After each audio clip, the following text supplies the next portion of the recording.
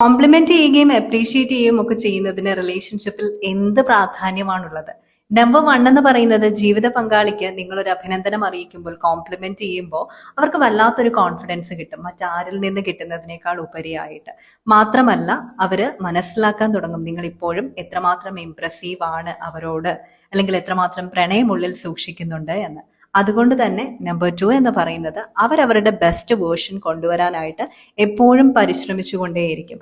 ഒരു വ്യക്തി തന്റെ ബെസ്റ്റ് വേർഷൻ ഓവറോൾ പേഴ്സണാലിറ്റിയിൽ കൊണ്ടുവരാൻ ശ്രമിക്കുന്നതനുസരിച്ച് ആ റിലേഷൻഷിപ്പിന്റെ ക്വാളിറ്റി കൂടും, ഇംപ്രൂവ്മെന്റും നമുക്ക് കാണാനായിട്ട് സാധിക്കും. വളരെ ചെറിയൊരു ലവ് ആക്ട് ആണ് അല്ലെ അപ്രീഷിയേറ്റ് ചെയ്യുക ജീവിത പങ്കാളിയെ എന്ന് പറയുന്നത്.